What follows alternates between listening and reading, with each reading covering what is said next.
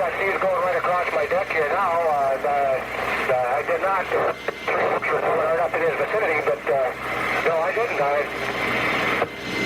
So this is just Roger. Thanks for that information, sir, and I'll get back to you if we come up with anything. Over. Hey, everybody, and welcome to another episode of Beyond the Breakers, a podcast about shipwrecks, loss, and lessons learned from maritime disasters. My name is Tanner, and I'll be one of several hosts today for this episode. Before we get to that, we have one new patron to thank. So thank you to Zaf for joining us on Patreon. We hope you enjoy what you find over there. So I am here with Taylor like usual, but we also have an extra special guest here with us today. Canada's boyfriend, the bad cop to our bon cop, Kelly from Born Under Punches. Kelly, welcome to the podcast. Hi, I do have to clarify that I am actually technically Canada's boyfriend-elect. I do not assume the office of Canada's boyfriend until Strombo steps down or is killed.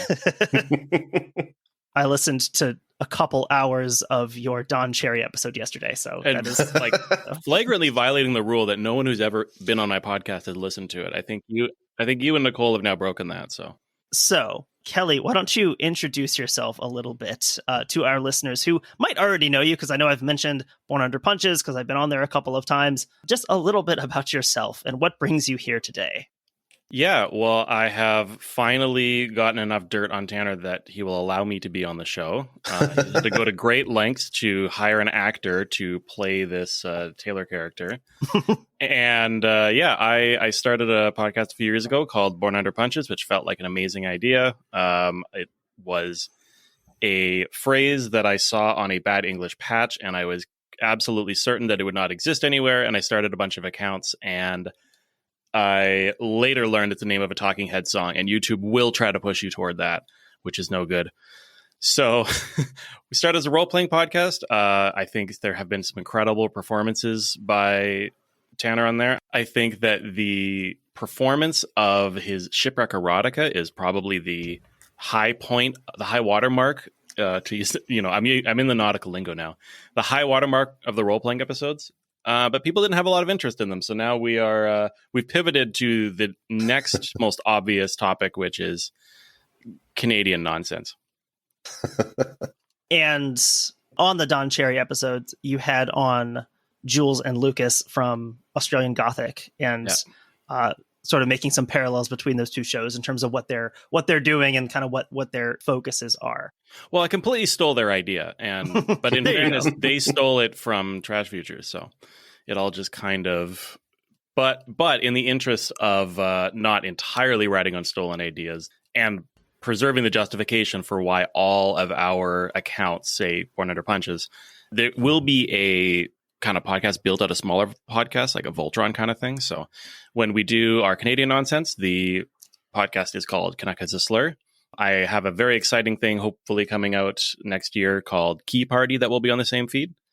I'm trying to convince a certain medieval animal expert to start Hogcore History. So all these things are in the burner, but right now I have so many different stupid Canadian topics that it's going to be hard to fit other things in. So awesome. But it is relevant to describe the breakdown of it, because it is easier to find our channel by simply typing Canuck is a Slur into YouTube. But if you're in a podcast app, type in Born Under Punches, no Ian Punches. I'm really good at like SEO, marketing, all these things. Well, because initially when I made the connection with the Talking Head song, I was like, I haven't listened to it. I still refuse to listen to it out of principle. Because I don't listen to the Talking Heads, and it's like, no, who does? Did they just like the Talking Heads? No, that was my. I'll like show up in someone's Twitch chat because I use our show's Twitch account as mine, and someone will be like, "Oh wow, Talking Heads fan." I'm like, I kind of am aware of the Talking Heads. Like, it was probably one of the like all-time own goals everyone has ever scored on themselves in the world of media. So, and what's infuriating is like Canuck as a Slur is a great title for a podcast. I should have just started with that. It's snappy, it's whatever. Yeah, so I don't know. Maybe one day I'll just cave and rebrand everything to that. But who knows? People might love Key Party more. All right. Speaking of media, Kelly, what sorts of let me hit all the buzzwords here. What sorts of media content have you been consuming in the past couple weeks or so? Oh, it's that kind of podcast. Mm-hmm. I've been consuming content that allows me to create content. You understand? It's sort of a positive feedback loop, only, you learned when you were a kid, they would show you the negative feedback loop, the positive feedback loop. It's all the same arrows. Mine's got more going in. So you're synergizing a bit. I'm synergizing. I'm hustling. I'm grinding. This feels like an advertisement for the Tim Ferriss podcast. He's one of those.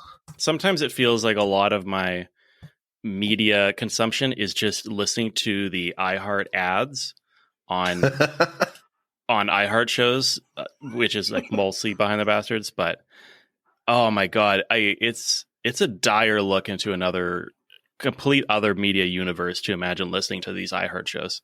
Have you listened to the most recent Behind the Bastards? Were you thrown off by the famousness of the guest? I just started it last night because I'm now like chronically behind. I also like every time I listen to your media check-in, you're like, we're reading books. And I'm like, wow, a couple of adults.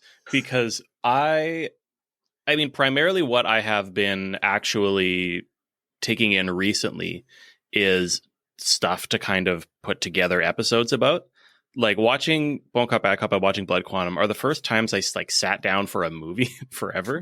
Because an unfortunate amount of my media consumption is I've found a way to turn like listening to podcasts into almost a bit of a chore because I have just a whole bunch of shows I like on auto download. And then it's like, oh God, I'm at the point where I think I have to start being like, it's okay to skip episodes of podcasts you like. Mm-hmm.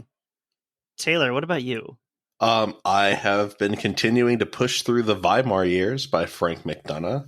It's dense. It's boring at times, but also interesting. And it definitely helps you understand like what the Nazis are actually doing to get power versus like they just showed up one day. It's interesting. It'll definitely be worth finishing. Once you push through the Weimar Years, it's really just sunshine on the other end. Yeah. And then also speaking of things that end really well, I started Breaking Bad for the first time. I somehow avoided watching that as like the only millennial my age, that probably hasn't seen it. But it's really good. Obviously, it's fun. I'm like 2 episodes in. Yeah, I thought I was delayed watching it, finishing it because I finished it when we moved to Georgia. So that would have been like 2016. It looks so old. Like just all the stuff looks like the cars, the phones. It's weird. But yeah, I don't know. It's obviously breaking news. Breaking Bad is good, right? Let's see. For me, on Friday, Katie and I watched Longlegs, that new horror movie with Nicolas Cage. How was that? Well, it was good. It was a good movie, but like it's not available like normal streaming yet. So we paid $20 to watch it. Oh. And it was good. Like I would have been satisfied, going to a theater and seeing it. It was good. There's parts of it towards the end that I thought were a bit too like expository, like too much of just like a quick, easy info dump about how all this stuff happened. But I liked it. Nicolas Cage is phenomenal. Kind of gets to channel all of the unhinged aspects of Nicolas Cage's acting into this one character who is like a really off-putting character. Legs, not that long. It's whatever. I was expecting longer legs. Long enough to be off-putting though? No, it has nothing to do with that. It's apart from the beginning of the movie where he references having his long legs on. But yeah, 4 stars. Legs could have been longer is all I would say. God, I just remembered I also watched the first hour of the Tim Horton musical. I was getting a tattoo the other day. That was a bummer. The Tim Horton musical? The Tim Horton musical. We're going to have a bonus episode on it. I think we Is it about Tim Horton the person? Or It is basically an 84-minute ad for Tim Hortons, commissioned by Tim Hortons for their 60th anniversary, and they like put it on for real in Toronto, and it's on Crave, and it's just like an utterly joyless exercise. Anyway, speaking of utterly joyless exercises, Shipwrecks podcast. Yeah. Can you hear us, Taylor? Yeah, my internet keeps actually dropping. I don't know why. Usually I'm good. I'm hardwired in, so this is an AT&T issue. I'm glad because usually my internet is the one that's suspect. So no, it's mine because it like keeps disconnecting, but that shouldn't be happening. No, my internet is suspect. Mine's great. Let's see. Okay, we have gotten through the housekeeping parts of it, which means we can get to our shipwreck. This is a shipwreck, the fun part that we have wanted to do for a while. It's a very intriguing story, but because it is such a pivotal shipwreck in Canadian history, I always felt a little bit of pressure to make sure we could do it properly. So yes, this episode takes us into the magical through the looking glass world of Canada. Canada in the late 18th and early 19th century. This is a story that I first learned about via the podcast The Nations of Canada by Greg Coble. I was trying to find the episode, and I could not find it. And I think because I know for sure that he mentioned it to us on Twitter, and I don't know if I'm just like Mandela affecting that an episode of the podcast about it. Could be. But I couldn't find it. As long as find you're not Mandela affecting the ship itself. Right. So we are going to be talking about a vessel called HMS Speedy. She's one of the earliest wrecks on the Great Lakes whose whereabouts remain possibly unknown.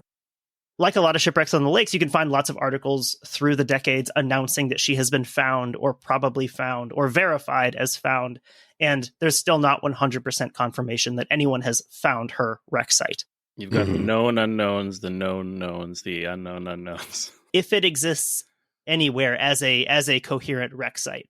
There are a lot of cool things about that, so I would like to funnel that stuff into a bonus episode so that today we can focus on the story of the sinking itself, because it there's a lot to it on its own.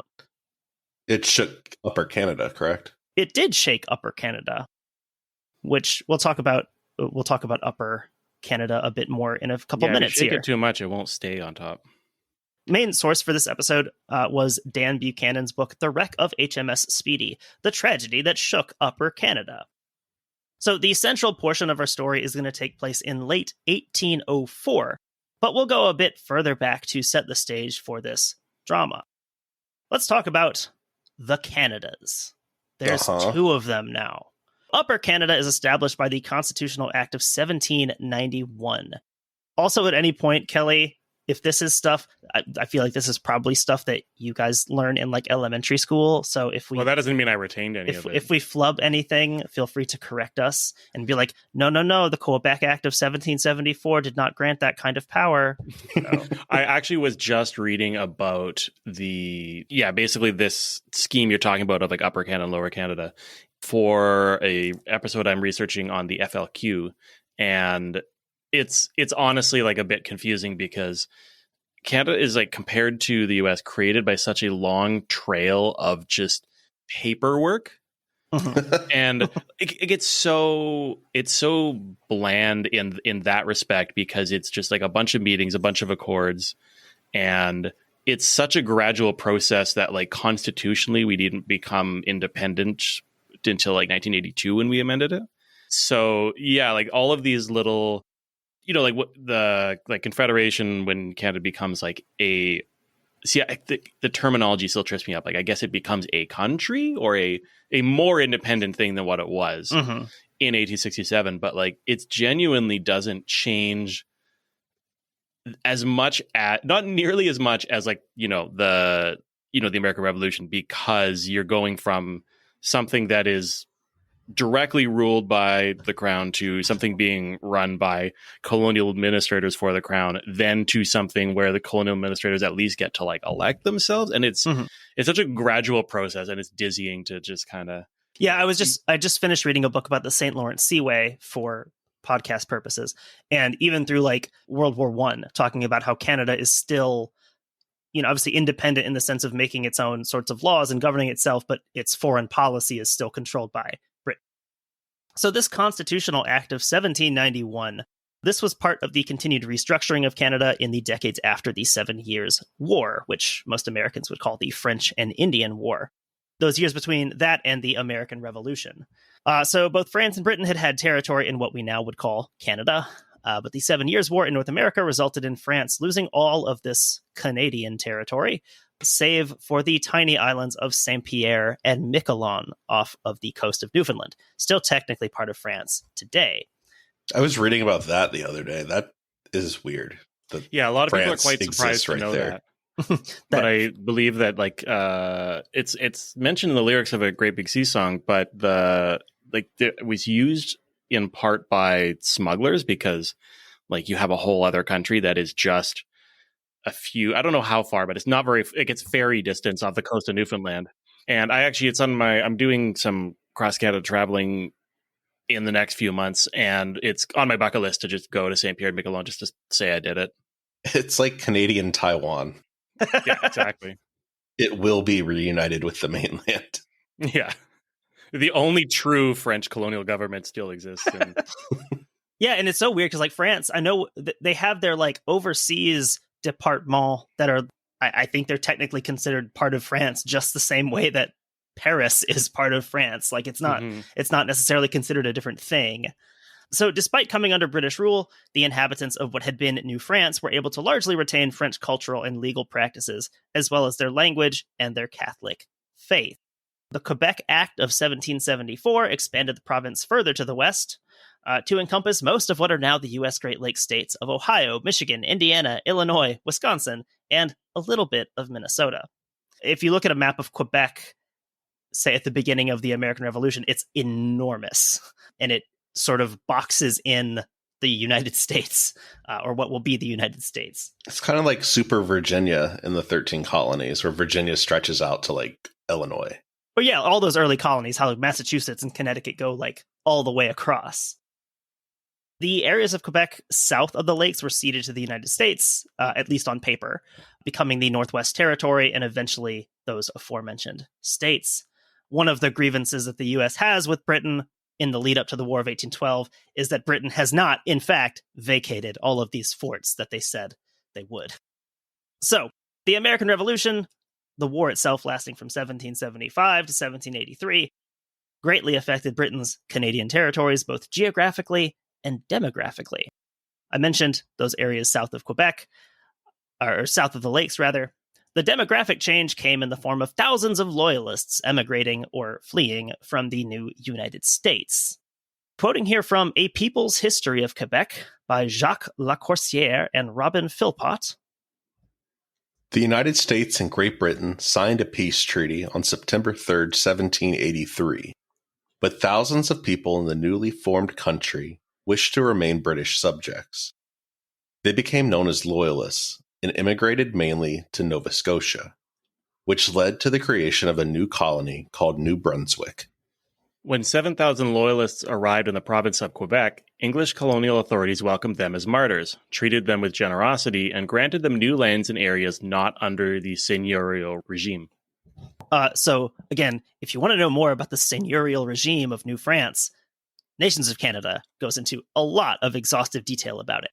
Did they talk about... So this is a thing that's always kind of confused me, even as I have tried to look it up more myself as an adult, of when the American Revolution was kicking off, you had these British subjects who were deciding that they were wanting to rebel. You had people who were loyalists, and it says like, okay, they're fleeing into the Canadian province or the colonies.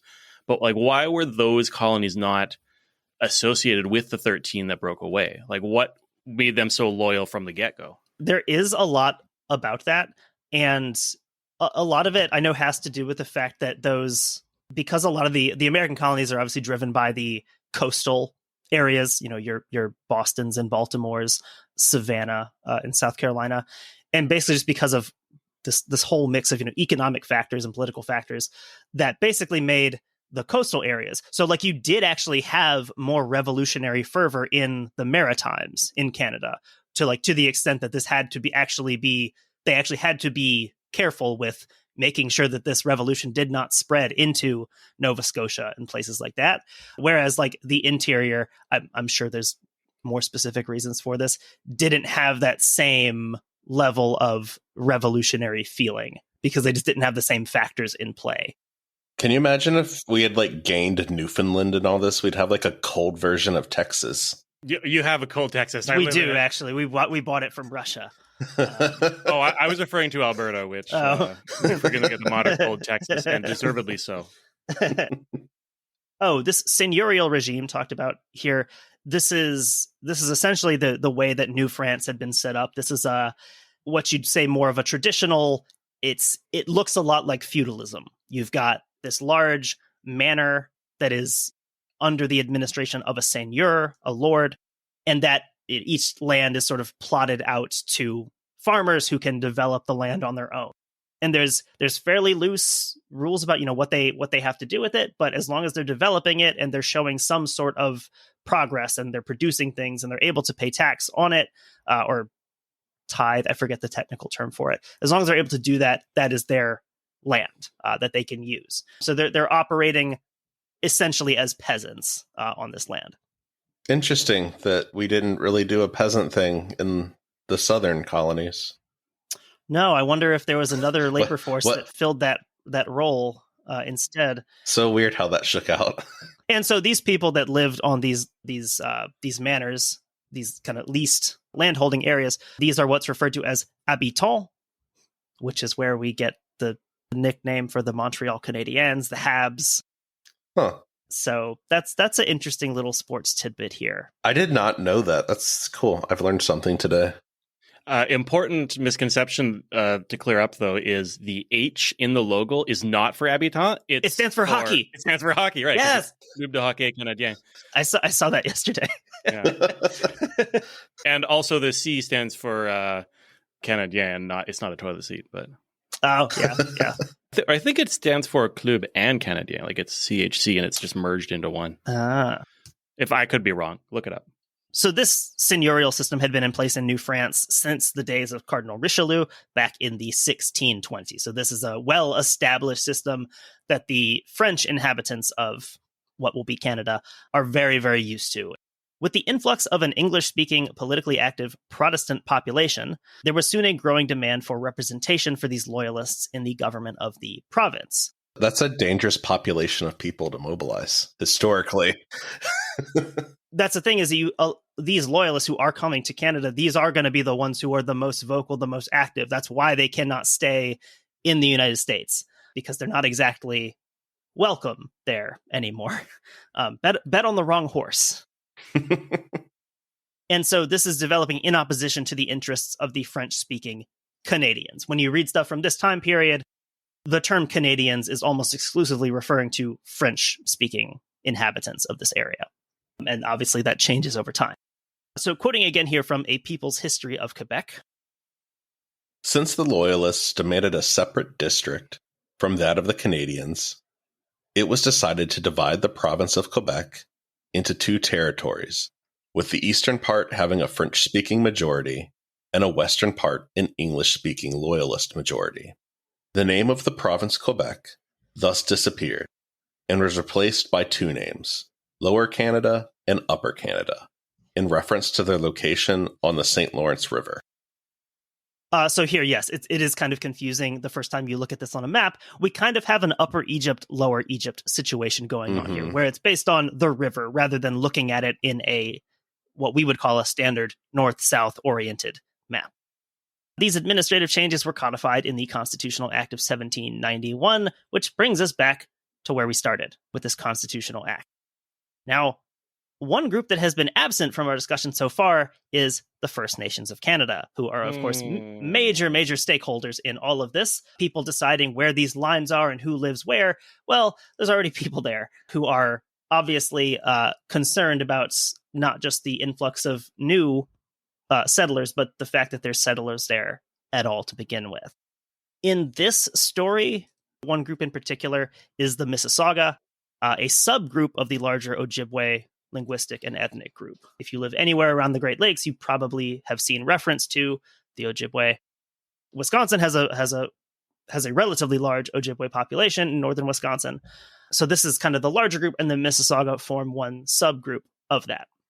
My understanding is that all of these groups would refer to themselves as part of the Anishinaabe linguistic and cultural group. So closely related to other Wisconsin or other Great Lakes tribes like the Potawatomi here in Wisconsin, the Ottawa. So we're going to be dealing with the Mississauga in this episode. The main part of our story begins in May 1804. Two brothers named William and Moody Farwell operated a fur trapping and trading camp. Can't be named Moody Farewell. Like, and then also with the pronunciation, sometimes it's spelled without the E, so I believe the pronunciation is Farwell. I feel like they probably changed the spelling because it kept getting made fun of. It's like, well, here we go with another Moody Farewell. There might be some Moody Farewells in this story. Oh, no. Two brothers named William and Moody Farwell operated a fur trapping and trading camp on the shore of Lake Scugog, about 25 miles north of the present-day city of, I'm going to assume it's pronounced Oshawa, Ontario. As with all of these things, like, the term correct pronunciation has to have to understand two meanings. One is, how is the actual indigenous word pronounced? As far as I know, I mean, it's not a very well talked about place, but I believe like English speakers would pronounce it Oshawa, which is confusing because it sounds more like Ottawa, but I'll go with that. But even I could be wrong. I don't know shit about Ontario, man. We have plenty of similar type things in Wisconsin where there's one intuitive way that like an English speaker would say it, and then it's not pronounced that way. None of those pronunciations being probably close to the actual indigenous word for it. Mm-hmm. Don't even start me with Ohio pronunciations. We have Ohio Versailles. has some. Ohio has some. Pronounce Ohio differently. If there's like a city from another country and there's a city name here, however you think you say it, like go opposite. It's not Lima, it's Lima. Right. There's a city in Ohio that looks on paper like a Milan, but it's pronounced Milan. I mean, I feel like this is just a pretty common, very particularly American hobby in general, is just like how insanely can we pronounce non-English words? Like, yeah, especially, I mean, the ones I notice are the French ones, but the Versailles. Yeah, it's gross. So anyway, these brothers, the Farwell brothers, were employed by the Northwest Company, which also had trading posts at nearby Rice Lake and Smith Creek. They had been running the Lake Scugog camp since it was established 2 years earlier. William was the older of the two at age 25, while Moody was 3 years his junior. William will kind of drop out of the story after the initial excitement. So it is the younger brother who is kind of not necessarily running things, but he's kind of the bigger decision maker, it seems like. So they had been away from the camp for a time, seeking furs and tending to other business. For example, Moody had gotten married to his wife Elizabeth the previous month. So in the middle of all the hunting and trapping furs, you settle down with a gal. During their absence, they had left the camp under the supervision of John Sharp. The brothers had paddled their canoes across Lake Scugog to reach the camp, with Moody reaching the shore near the camp slightly ahead of William.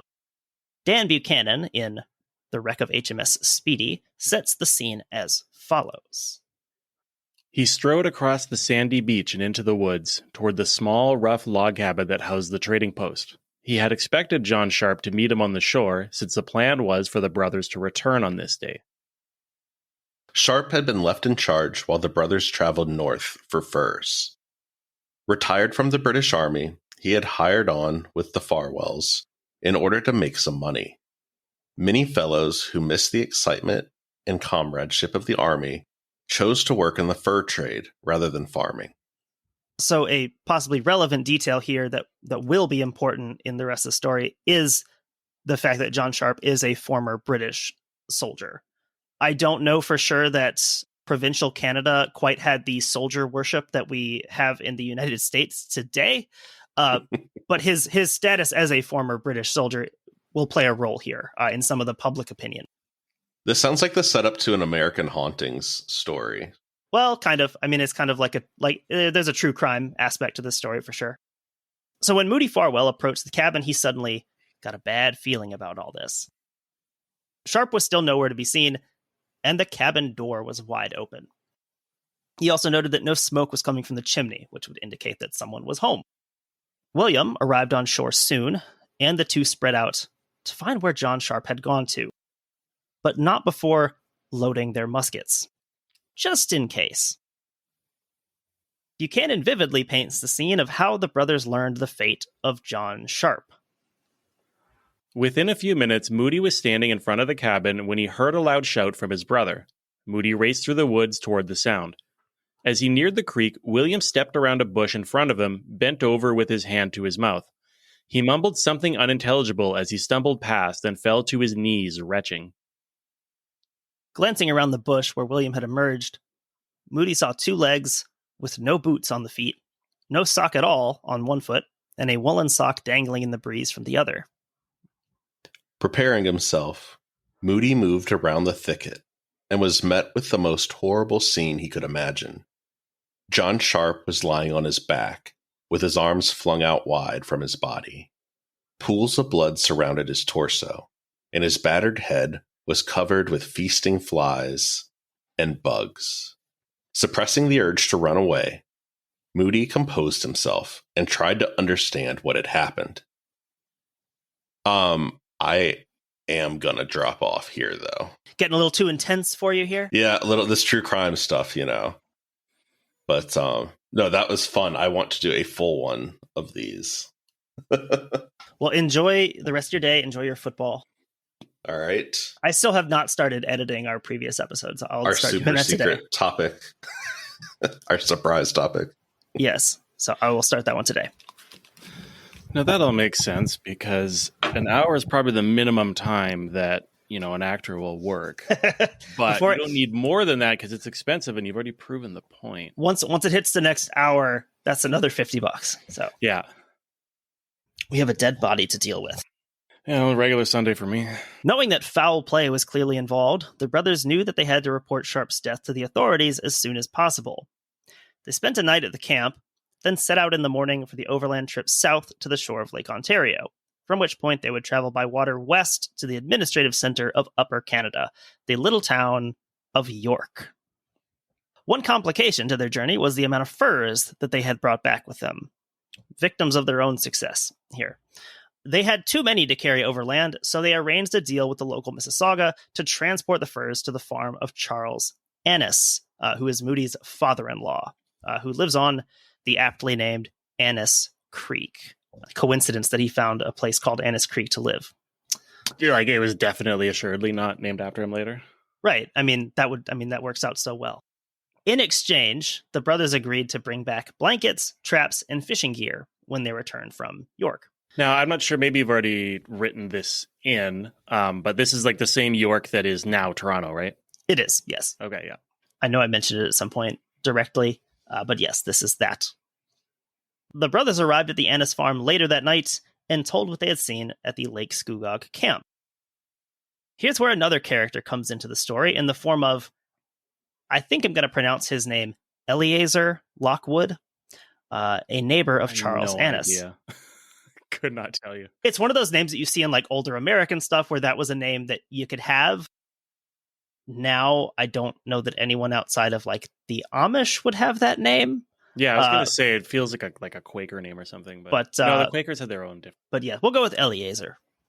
Eleazar recounted how he had been working on his farm when he saw and heard a young Mississauga man demonstrating graphically to his comrades exactly how he had bashed in the trader's head with the club.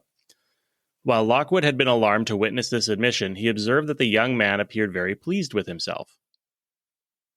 Now, I would say in any other true crime story, if a guy just like walks into the scene and he says, by the way, I saw this guy confessing to and demonstrating how he did the murder. I just happened to oversee it. I would be skeptical of like, that sounds awful convenient, doesn't it? But it does seem to gel with the rest of the story, as we'll see. The young Mississauga man was named Ogatonakut, and he will be arguably the central figure in our story today. Again, Ogatonakut is an approximation, the best I can do with his name.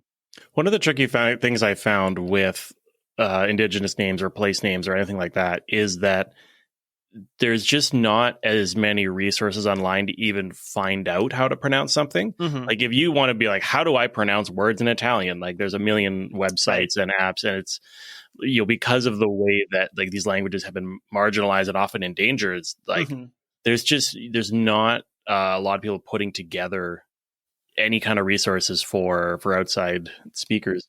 That's actually interesting you mentioned that, because one of the local Wisconsin tribes, the Ho-Chunk, they actually do. They have a very impressive, like they have a phone app that it's sort of built along the Duolingo model, which is really cool. I mean, because those things take effort to develop and get things going. And just to have something like that, because like, yeah, if you're trying to get younger people to keep this language going, it's like you've got to sort of meet them where they are. And kind of like you said, like there's not even your more standard traditional resources for a lot of these languages. A lot of them don't have a printed published dictionary or anything. So yeah, like that is one I think noteworthy thing here in Wisconsin, is that the Ho-Chunk are giving it a good shot at trying to sort of modernize and keep this accessible to people. Yeah, and that makes me realize that I shouldn't say there's like no resources. It's that the resources are very patchwork. Right. And often, as your example kind of demonstrates, they really vary like community to community, group to group. There are a few I have found, because I especially was looking for resources to pronounce a bunch of different group names and endonyms for the land acknowledgement I've been doing for our podcast. And you could find like one group will have like a pretty robust website that will show you a lot of pronunciations, which is cool. And then you'll find like a different, there was a person in that first Don Cherry episode, Dan George. I think I mentioned it in the episode, but like trying to figure out how to pronounce his name, like his indigenous name exactly. I just couldn't find anything. And I found a school that taught that language, and I emailed them and I was like, can you help me with this? And like, I didn't get a response. Like it's so, yeah, it's very uneven and varies wildly. So the Mississauga, who lived east of York along the shore of Lake Ontario, were under the leadership of a chief named Wabakasheko. Wabakasheko enjoyed a good relationship with the English and had previously diffused other tensions between the English settlers and the local Mississauga. So intervening with his obvious cultural understanding of his own people and his pretty deep cultural knowledge of what do the English expect when it comes to problem solving, and being able to bridge that gap in many cases to sort of keep things from spinning out of control. Foreseeing the potential consequences for the Mississauga if the English were to retaliate for this murder, Wabakasheko interviewed Ogotonakut himself to get his side of the story. And the younger man made no attempt to hide the truth of what he had done, claiming that this death of John Sharp was retribution for the previous killing of another Mississauga man named Whistling Duck, who is very likely Ogotonakut's own brother. The documentation is sort of not 100% sure, saying this translation might be a family term that is being used more broadly among the Mississauga, whereas we would say that a brother is someone who has the same parents as you. But very likely that they were biological brothers. Yeah, that's very interesting that the way it's seemingly been recorded is that Ogotonakut's name is recorded in its presumably like original pronunciation, more or less, versus Whistling Duck, which is one that's translated. And I think I also mentioned this in our first Don Cherry episode, where there's this kind of unique position where Indigenous names in North America are sort of the only names that I know of that we do translate them. Because when you look at a lot of like names from other places in Europe, for example, like when you translate those names, they also will read in a similar way. Like I remember somebody had translated a bunch of like Finnish NHL players' names into English, and it was like, yeah, Mikko Koivu sounds really cool. It means Mike Birch. And, another funny one recently was there was a Russian general that was just killed, and his name is literally, if you translate it, Ryan Gosling. And yeah, it's the only, I think it has to do a lot of the time with the intentional effort to erase these languages, but people go by these translated names, but it's interesting that it went two different ways for possibly two different brothers. And it's interesting, actually, how that changes perceptions. Because, like, obviously, your name is your identity. It says, depending on the situation, it's you. It says something about you, or it can in these cases where we're translating them. Like, for example, with the Lakota, the famous Lakota war chief Crazy Horse, who is, that's a fairly well known name to Americans, to English speakers. His Lakota name, which Tashunkawitko, is. It's hard to pronounce. It's hard to say. So like it's not a name that has any sort of currency among English speakers. No one would recognize who that is. His name in Lakota means, I believe, his horse is crazy. There's another Lakota warrior who's a contemporary The name we use for him in English is Man Afraid of His Horses. His name in Lakota has the exact same structure as Crazy Horse, with crazy replaced by a word like fearsome. And so what his name actually means in Lakota is more like they are even afraid of his horses. Like, this guy's such a good warrior that even seeing his horse will strike fear into people. Whereas the name we use for him, Man Afraid of His Horses, is the opposite. It makes him sound like a coward. Right. So like, yeah, like that can play a huge role in how we perceive, these native individuals. Yeah, especially I would imagine too, even if you have like the best intentions, trying to translate meaning Right. instead of saying literal, like, crazy has a really particular connotation in English. What were the connotations, what were the nuances of that word in its original Lakota? Like, I mean, I see this with my students who come mostly from China, from South Korea, some from Japan. And a lot of times there is some social pressure once they're in the United States to maybe adopt an English name or an American name because, Americans are going to struggle to pronounce this. Sometimes they come here with a name already that they use. They say, just call me Eric or just call me Henry, whatever it may be. And like I always stress to my students that like, make people try. People deserve, they owe you to be able to try and pronounce your name. Ultimately, you decide, hey, it's just easier to use an English name. Go for it. But like, people should be putting in some effort to try and pronounce your name and use the name that you want to use. Yeah, that's always interested me too. It's very common. And the part of me there's a part of me that goes, like you're saying, like, oh no, like people should learn to pronounce your name. You shouldn't bend their way. But I also remember having a similar experience and being like, sometimes it is just easier to just pick a name that people can pronounce because like I love trying to pronounce things, but it is hard to use phonemes that are not in your language. It is. And that's kind of the other side of it is that like, yeah, like I do want to do my best, but at the same time, if my student does not want to hear me butcher their name, if I just cannot get it, it's like, I'm not going to force them to listen to that. If they want to choose a different name, go for it. Yeah, the experience that I had in that domain was when I was in Russia and people had a hard time with the name Kelly. Like it just doesn't really fit with the structure of how you think of names. Kelly. And like I'm trying to do the kind of the or like the Kelly, and it just like it's not hard to pronounce, but there was like this particular pizza place that would take your name. And so people hearing your name the first time, like in public, very confusing. And I remembered when I would have to give my name for a restaurant like that, I just started saying my name as Alexander because it was so much easier. And like I didn't give it because I know it's all just made up and arbitrary, right? So I'm like, okay, I can kind of see why people would just be like, fuck it. Massive tangent. That's a good one, though. I like when we have a good tangent like that. Podcasters are always like, "Oh, I'm so sorry to get off on a tangent." And I'm like, "Isn't that why we listen, though?" Like like if I wanted a like tightly scripted thing, I would listen to a tightly scripted thing. Yeah, I mean, especially history podcasts. It's like there's plenty of history podcasts that just have like they're scripted. They have one narrator, one presenter. Those are great. I love a lot of those podcasts. And if I just want straight history, that's what I would listen to. But yeah, tangents are cool. I listen to podcasts mainly just because I like the people who make them. So like I'm fine with tangents here. Rather than wait for the English to come and get Ogotonekut, possibly opening themselves up to accusations of harboring a known fugitive, Wabakasheko decided that his band of Mississauga would travel to York to hand Ogotonekut over to the authorities.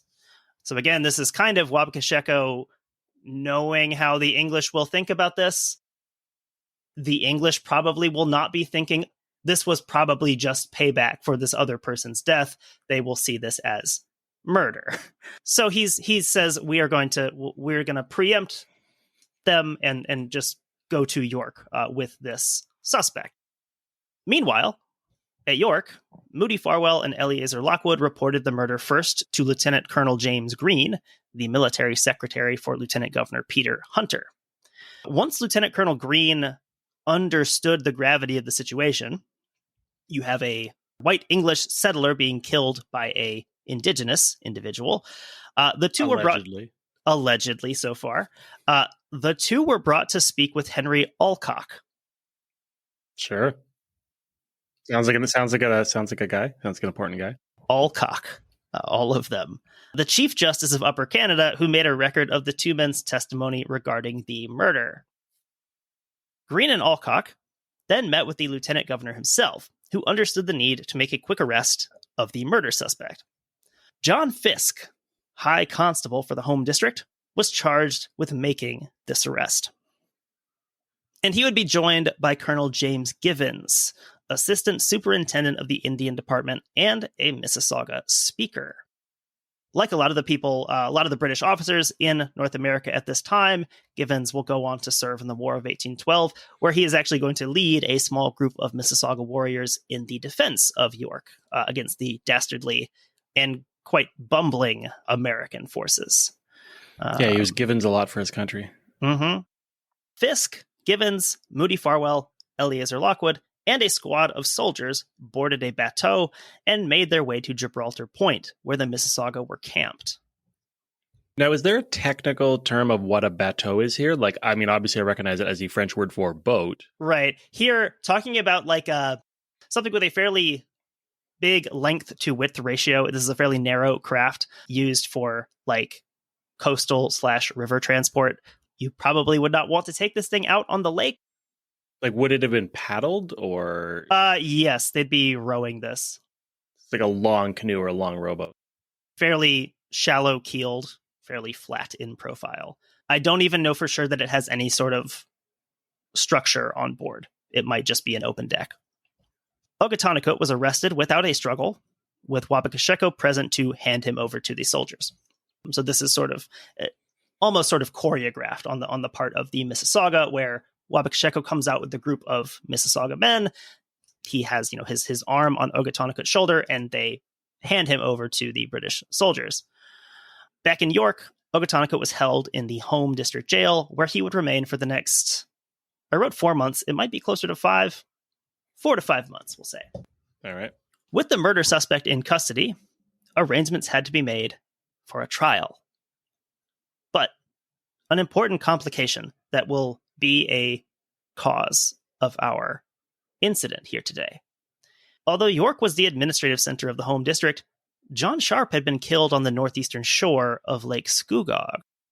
The boundary between the Home District and the Newcastle District had not been surveyed as far north as Lake Scugog. They're basically conducting these surveys so they can stay ahead of settlement. They'll survey the next few plots of land so that people can move into those and then wait until there's more demand. Yeah, so this is like anywhere in this, I don't know, general area. Like, this is all within Upper Canada? Mm-hmm. So like anywhere here would be tried. It's someone's jurisdiction. It's just a matter of figuring out whose, because like they didn't finish like that exact corner of the map, or exactly. They have not filled in all of like the fog of war on the map yet. It is theoretically in some ones that invisible line goes north, but they do need to send someone to find out which side of the line would this be in. Yeah, that's a very funny example to me of the, I guess I'll say colonizer mindset, but I mean, this is a very common thing that humans have loved to do throughout the world and throughout history, is just draw those invisible lines, and like they are so important. Like what it really matters whether this goes like, up at this creek or up at this creek where the boundary stops. Well, it seems especially absurd looking at it like on a modern map. I mean, because if you look at, where Toronto is today and where this trial is supposed to take place, they're incredibly close. I mean, like if you were driving a car on modern roads today, this would be a short trip relatively. Yeah, and I'll probably make some people from the area mad by saying that, oh, that's in the Greater Toronto area for sure. Yeah, and so here, this delays the trial, for months. This seemingly minor, inconsequential detail of where this actually happened, because cases had to be tried in the county town of the district in which the crime had occurred. If the murder had taken place in Home District, the case could be tried at York. But if it had taken place in Newcastle District, it would need to be tried at the new county town of Newcastle on Presqu'ile Point, about 80 miles east of York along the lakeshore. There are also reasons that Dan Buchanan goes into in the book where some of the administrators in York are sort of hoping that this will end up being tried in Newcastle instead. York kind of being the center of everything, but you already have a fairly large buildup of Mississauga outside of the town. They're not necessarily looking forward to possibly hanging someone in York. So you've got people from different parts of what is now like Ontario trying to say like, oh no, this guy died in your jurisdiction. Or this... Yeah, saying like this is your problem actually. So almost exactly the plot of Bon Cop Bad Cop. I am gonna watch that, especially because Katie, my wife, she majored in French, so she really enjoys French stuff. I feel like Bon Cop Bad Cop would be a perfect way to engage with that. Yeah, spoilers for the first 2 minutes of the movie, but I guess we don't have anyone technically getting torn in half here. No. So before the trial could proceed, it was a gruesome death, right? Yeah, this is true. So before the trial could proceed, there would need to be a survey as far north as the spot where the murder had taken place. Simple. Quoting here from Dan Buchanan. The delay in starting a survey of the border between Home and Newcastle districts in the summer of 1804 may have been due partly to the lack of a surveyor. There were only a few experienced men available to do this work, and it was an extremely busy time for them as the government rushed to open townships and prepare for more settlers. In fact, homesteaders were lining up for lots before townships were even laid out, and the surveyors were scrambling to keep up. One of these surveyors, a deputy surveyor to be precise, was a man named John Stegman. Or maybe we should refer to him as Johann Stegmann. Yeah. Stegmann was born in the German state of Hesse-Kassel in 1754. And if you know anything about the American Revolution, you probably know about the Hessians. Stegmann had served as a captain in the Hessian Salzburg Regiment, arriving in New York City in 1776. I don't know about other parts of the empire, but I know particularly with the American Revolution, the stuff you read from that time, the Hessians are a particularly hated aspect of the British war effort. For example, like in Washington Irving, in the Headless Horseman in Sleepy Hollow, he's a Hessian soldier who's killed in the war. There's a lot of vitriol against the Hessians. Was it just like a weird xenophobia, or were they actually like particularly brutal? Or well, I think it was. I think it was an aspect of xenophobia, but not kind of in the same way. I think almost more of the case of we are fighting this noble rebellion, and the king doesn't even care enough to send real British people to kill us. He's employing these mercenaries that he's sending over here. So yeah, a lot of disdain for the Hessians. Famously, George Washington at Trenton, when he crosses the Delaware, like in the painting, those are Hessian soldiers that they're attacking. So they play a role in a lot of the kind of the well-known stories around the American Revolution. And Stegmann is one of these dudes. After the war, he remained in North America and was granted land near Cornwall, Ontario in Stormont County. On August 15th, 1804, so this is now 3 months after the killing of John Sharp, John Stegmann received a letter at the Surveyor General's office from the Chief Justice, laying out the task he was being asked to perform. You are hereby required and directed to cause a survey to be performed so as to determine the exact position or situation of the house of Moody Farwell, where a murder is supposed to have been committed on the body of John Sharp. That is to say, whether the said house falls into the district of Newcastle or into that of the home district, so that the surveyor may be enabled to declare the same upon oath. This survey, if in the nature of possibility to be returned by the surveyor on the 7th day of September the next, to the court held at Newcastle, where he is to remain in waiting after he has finished his survey, until he is called upon by the said court, and this shall be your order and authority for so doing. Also, that's all like 2 sentences. Yeah, that's like a very jumbly legalese, especially to read on your first time reading it, or read out loud on the first time seeing it. I like the phrasing of murder is supposed to have been committed on the body of John Sharp. Yeah. It is the most like annoyingly indirect way of saying that. Also, reading that letter, we talked about this uncertainty of, is this home district, is this Newcastle? But reading that letter, it seems pretty clear that the Chief Justice and the Lieutenant Governor knew what the outcome would be, or at least what they expected the outcome to be. They tell Stegman to wait for them at Newcastle, where the trial is going to be, so that he can testify. They clearly think that that is where the trial will be. Stegman and a surveying crew conducted the survey far enough north to determine that the Farwell's trading post was in fact located in the Newcastle district, although he did return to York rather than going to Newcastle, as instructed. In hindsight, that was a fateful decision, as we will see. Okay, so just because I didn't grab all those nuances when I was reading it. So basically, these are the York-based home district people who are saying on paper, like, hey, go ahead and do the surveying, figure out, is it here, is it there? But when you're done, like, you're going to be in Newcastle. So, like, do you think they were trying to... Exactly. Yeah. So either they, based on their best guess of where they knew this was, or they are indicating to Stegman what his answer is supposed to be.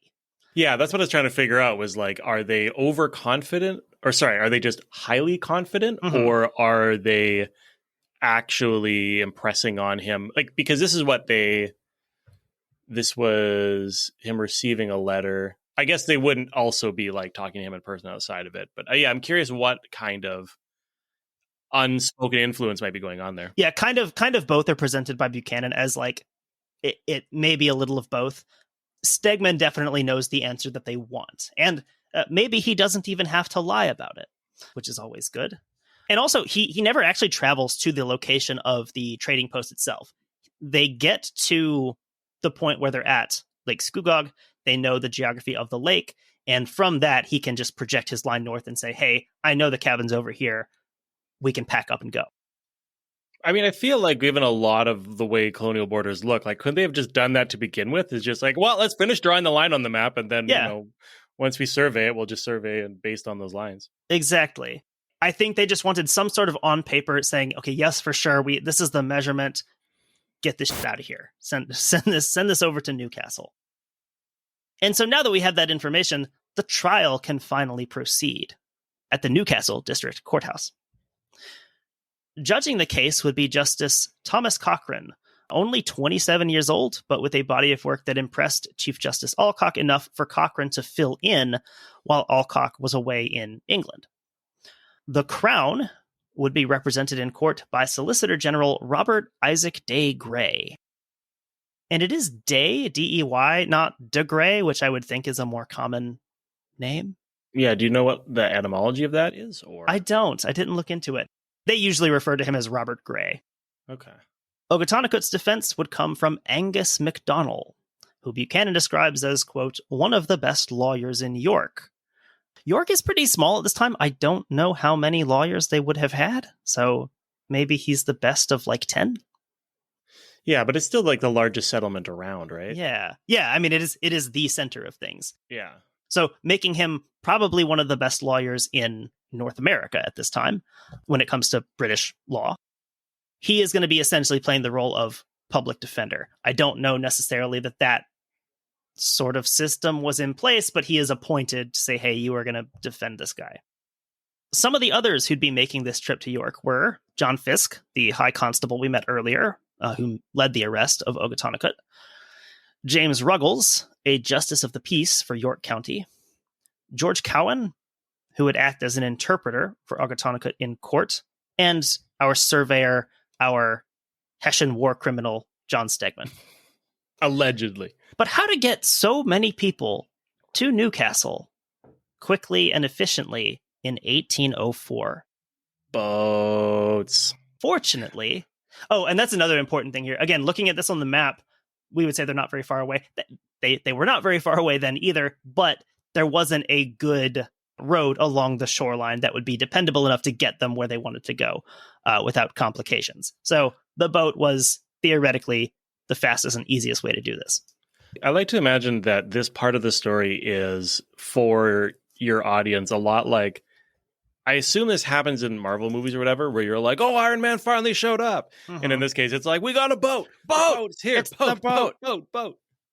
This is probably one of the episodes where it's taken us the longest to get to the actual boat. I was kind of noticing this, and I was like, oh, are we getting a boat? Is this a trick? But I should have reacted more enthusiastically initially. I should have been the audience insert going, boat.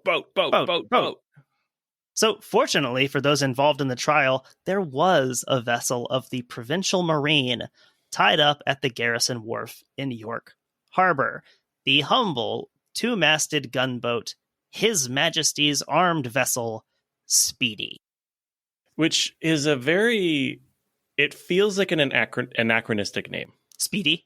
Yeah, I mean, maybe I don't look up enough like 18th, 19th century boats, but I think when you first mentioned Speedy to me, I was like, oh, this will be some sort of like, this is like somebody's pleasure yacht in like the 80s that tipped over. Yeah, it does seem a bit modern for when it actually is from. Yeah, or maybe our connotation of Speedy as being kind of like a silly word is what I'm placing backwards. Because where it says Speedy and her twin sister Swift, and you're like, oh, okay, I can see why they're equivalent in those people's eyes, but those people are silly. And like Swift is a word that we don't really use much anymore in everyday. We would not really call someone swift. We would call them fast or quick or something. I know at least one person we call Swift. Stupid. I believe there's a musician by that name. Yeah. Known for her blazing speed. Yeah. Speedy and her twin sister, Swift, had been launched in 1798 to provide additional transportation on the lake. So their name, armed vessel, it's sort of like the lowest level of armed military craft that the British Navy has. Sort of indicates that this thing has guns, but sort of in name only. It's technically a gunboat, but they have one cannon at the bow and one at the stern. These are not going to serve in a line of battle. In a naval battle, these are just there to carry stuff, essentially. Okay. Like the famous story of the mutiny on the Bounty. The Bounty was also classified as an armed vessel because she wasn't really intended for combat. You know, her guns were going to be used to, scare off indigenous people if they needed to, when they stopped in Polynesia or wherever it may be, or to try and fight off pirates maybe, but not really intended for heavy combat use. Right. It's to designate that this like non-combat vessel is still a military vessel, essentially, is how I would read that. Speedy measured only about 55 feet in length, and there were several aspects of her construction that made her a challenging vessel to manage. Hunter recalled that the launch of both ships had been delayed several months in order to build an extra 2 feet of height on the sides of the deck. The demand for shipping space was growing every year, and this modification was done to increase the tonnage carried by each ship. Unfortunately, it would also make them difficult to sail in rough weather. I can't imagine an example in naval history of trying to figure out, okay, we need to put more cargo on this ship. Can we find a way to stick more cargo on here? How would that go badly? Simply doing it by building up the sides seems like maybe the worst way to do that. Like changing nothing else about the profile of the ship. Yeah, I'm not a boat guy, but I feel like I don't understand buoyancy on a deep level, but make it taller doesn't exactly seem like. Another drawback to these vessels was the green uncured wood that they had been constructed from. It's like the raw milk of its time. It's like, I only use uncured wood in my boats. Do not let the woke Provincial Marine tell you otherwise. Yeah, if you cure the wood, it takes out all the nutrients. So that means that at only 6 years old, the Speedy was nearing retirement age. And, this is a ship that, we see it today. Ships can sail in the lakes for quite a long time. You don't have the same corrosion as you would have with a vessel at sea. But these things aren't able to serve very long because of the way that they're constructed with this raw wood, we would say. So that's a known factor, though. They're saying, yes, we are building these to be highly replaceable. Yeah, this is something that, hey, we need to build a ship, in 2 weeks. We need some wood now. Say, go cut it down, cut it into timber, and build a ship. And, you could do that, and it would be serviceable for the time you need it. Just, don't plan on using this for a decade. Yeah. It feels like there's a bit of short-sightedness in that, where if the ideal way to build ships is to cut your timber, let it age, or whatever the term would be, like let it dry, and then build your ships. Like if you are rushing to make stuff out of fresh timber, it feels like a bit of kind of cutting off your own toes a bit, because it's like, all right, well, you've closed the gap now, but now you're reliant on this, and what happens when you like your demand goes up, but like your logistic system is not supporting that. Yeah, it's an extremely like emphasizing the now type of strategy of like, okay, we need this done absolutely right now, and hey, if we need a new one, we'll just build a new one and repeat the process again. Again, using that fresh timber to build ships means you didn't have to wait to use the wood, but it also meant extremely high maintenance costs to keep the same boats sailing for these handful of years they'd be seaworthy. You're essentially needing to give each of these ships a total overhaul at the end of every season. Yeah, that's kind of what I feel like I was trying to articulate in my head there, was you are building this like increasingly unsustainable way of building your infrastructure. It's kind of like putting down asphalt instead of building train lines, because it's like, well, now you have to do constant maintenance on your asphalt. Let's see. So there were plans in place to overhaul the Speedy in the fall of 1804. So it is pretty significant that she ends up having this very, very late season trip foisted upon her, serving in a role that she doesn't normally serve at a time when she is past due for service. For maintenance here. Mm-hmm. And this may be significant, you're saying? It might. Okay. Speedy was captained by the 50-year-old Lieutenant Thomas Paxton. I feel like in modern military, 50 years old sounds a bit old to be a lieutenant, but it didn't seem abnormal at the time from everything I've seen. Yeah. Well, was it captained or was it lieutenanted by? I think you become a captain as soon as you have you have the con, as it were. Let's see. When Paxton had put into York in September 1804, he had not intended to pick up any high-value passengers, and certainly not an entire criminal trial to be transported to Newcastle. With one more trip to Kingston at the eastern end of the lake, he would have been done for the season. As so often happens in these stories, we saw it with the Carl D. Bradley, most famously. We need you for one last job. They pulled me back in. When summoned to speak with Lieutenant Governor Hunter, Paxton was not pleased to hear that his ship had been designated to take on these 20-plus passengers and all of their accompanying luggage.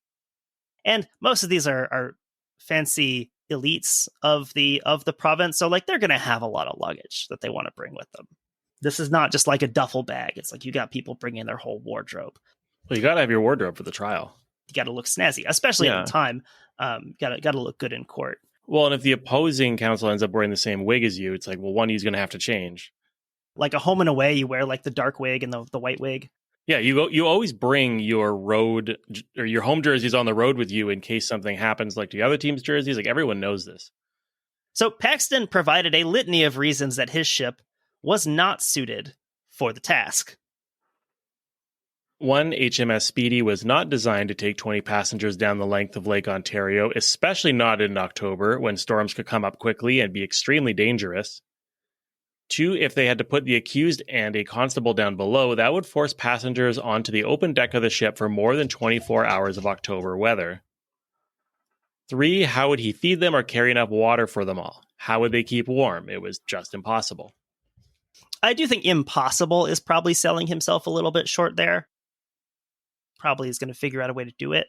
That also highlights a point here. The ship isn't really designed to carry prisoners, so they don't have like a brig. Right, that's what I was running about. Point two is like, why does two people down below force everyone else up? But is it really just that straightforward? Is like for legal reasons you cannot have other people down there? Yeah, I think trying to keep people away from the prisoner as much as possible so they can't interact or be interacted with. So obviously they're using other parts of the hold for cargo, but I believe with passengers, they're trying to keep them as separate as possible. So hang on a sec. They are, just to reorient myself, they are traveling from York to Newcastle? To Newcastle, which today, we'll get to in a second, but where Brighton, Ontario is, like Okay. south of that on the little Presqu'ile, tiny little peninsula thing. So Paxton also decried the physical condition of the ship. She was ungainly under good conditions, but at this point in the season, her sails were in pretty bad condition, and the timbers in her hull were rotting through. One of the challenges of using this uncured wood is that it is going to deteriorate faster. Yeah, I feel like there's the theoretical area where you're like, the ship isn't well built, we don't know what it can handle, and I think there's a very practical area of the ship is rotting. I can put my finger through the hull of this vessel. Like, this is not good. Yeah. Can't do this. Also, with all these passengers, their luggage, other cargo, she's going to be pretty top heavy. Hunter listened to Paxton's objections and responded that if Paxton refused to sail, he would be court-martialed for disobeying a direct order and stripped of his rank with possible jail time. Well, he heard his objections, but did he truly listen? I see you. I hear you. You are valid. You will be court-martialed. Mm-hmm. I can't wait for Hunter's Notes app apology after this all goes down, where it's like, yeah, I'm learning, I'm growing, I will do better in the future. I mean, if something bad happens, we don't know. So Paxton, unsurprisingly, did agree to sail to Newcastle, leading us into the segment that I've labeled the incident. Boarding began early in the morning of Sunday, October 7th. The first passenger on board would be Ogatonakut. He's got the primary boarding pass. I hate when I'm on the plane and I'm like, I just have a regular ticket and they're letting everyone board first, and they let like the prisoners board first. And they let a manacled prisoner pass, and it sucks. The reason for this, to avoid too much attention from passersby on the street and to get him secured in the hold before other cargo and passengers were situated. So again, my understanding is that he's manacled and just like chained to a beam in the hold, so not necessarily separated from the other things at all. One interesting piece of cargo was a chest containing 6 copies of the Statutes of Upper Canada, the collection of all the laws that had been enacted by the Upper Canadian Parliament up to that point. So they didn't have those in Newcastle yet, it sounds like. They did not. They were waiting for these. Or they had the old edition? Maybe. The big scam by the printers at the time. Like, yeah, you're going to need to get the new edition every year. Finding out that Games Workshop published this. Yeah. You got to have the Newcastle Codex if you want to hold a trial there. Let's see, these had been printed on the Lieutenant Governor's orders to be distributed around the province. Since Speedy was headed to Newcastle, the relevant copies of the statutes were sent along with it. And these must have been pretty substantial because the chests are described as being extremely heavy. Paxton checked names off his passenger list as they boarded. One of the last to arrive was the surveyor John Stegman. Just after Stegman boarded, there were 2 arrivals who had no connection to the trial.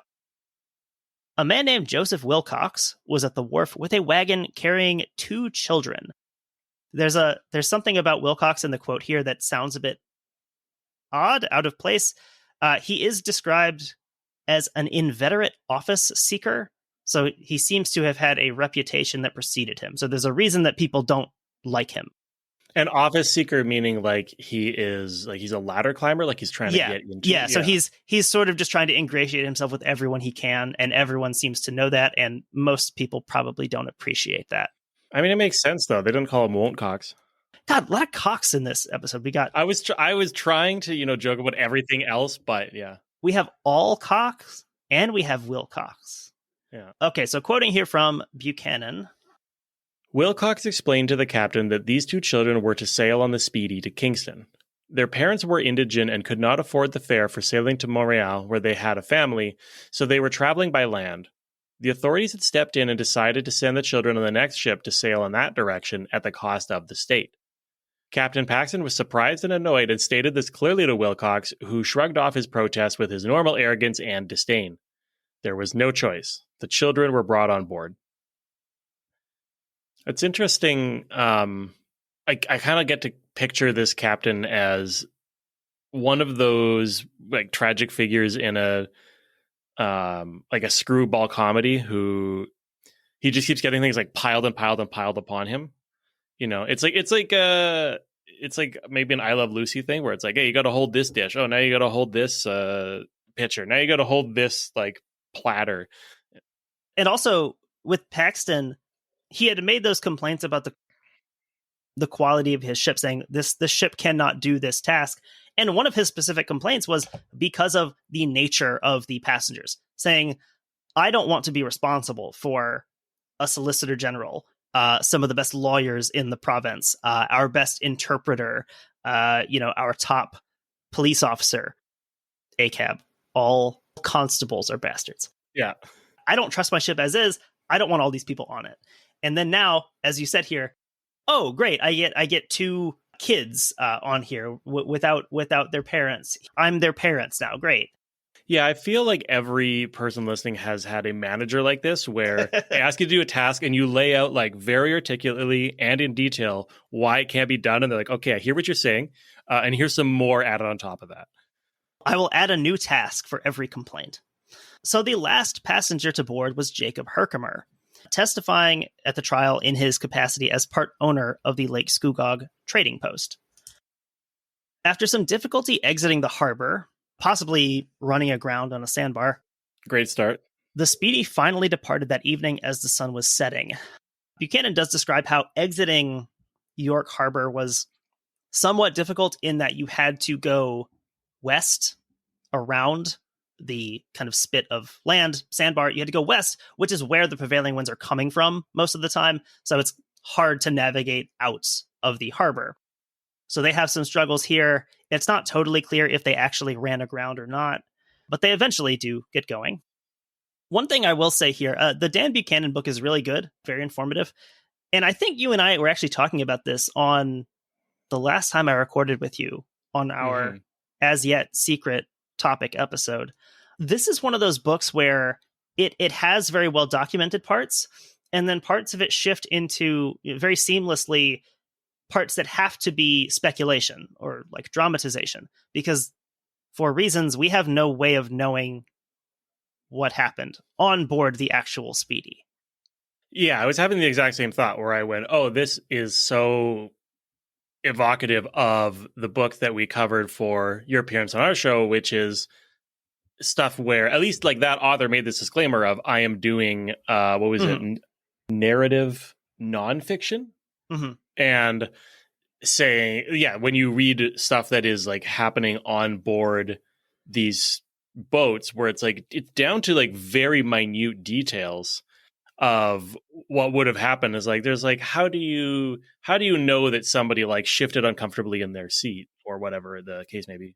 And so, yeah, some of these are very clearly like, okay, knowing what this other person did, knowing how they're described, their personality, saying this is probably what this person would have been doing on the ship.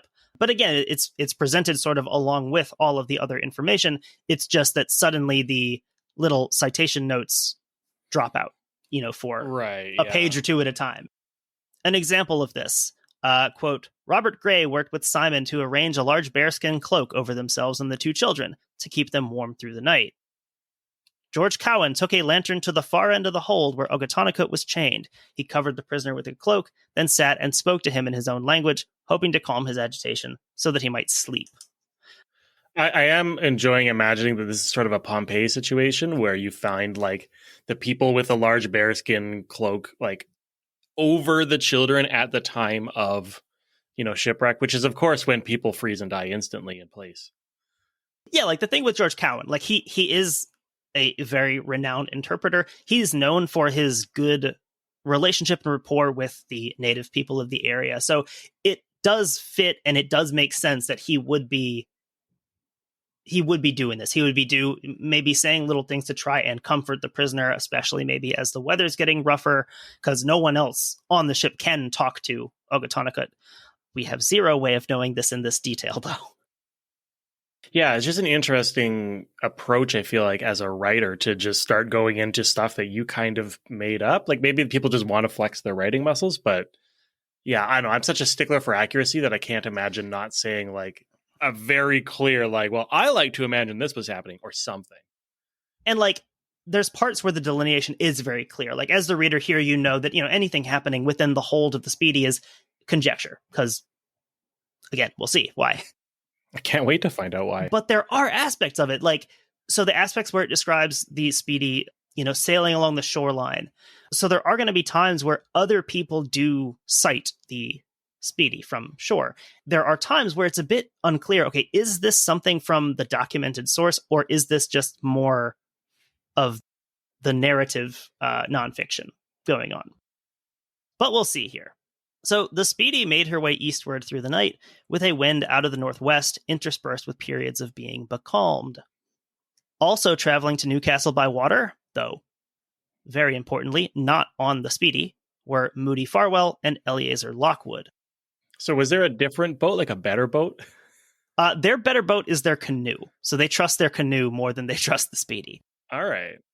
This was not mentioned that I know of in the Buchanan at all, but there are some of the other sources, just kind of like your internet webpage sources, that say directly they were going to board the Speedy, they saw the quality of the ship, and they decided to travel by canoe instead. That's not mentioned, and we've already seen that Lockwood and Farwell are perfectly comfortable making these fairly long journeys by canoe. It makes sense they would want to just stick to their normal. I mean, these are fur trappers, traders. They probably don't want to hang out on a crowded ship with all these passengers, if they've got their canoe and all their gear with them. Yeah, I mean, as long as you're hugging the shoreline, I can imagine it's reasonably low stakes. Like, it's, like a Great Lake is never going to be like a beautiful flat pane of glass. But if you are, 100 meters out from shore, like your options for bailing in an emergency are pretty good, I would think. Especially in a canoe. Like, your canoe is not going to catch on fire. It's not going to explode like a steamboat. Like, if something goes wrong, you can probably get to shore if needed.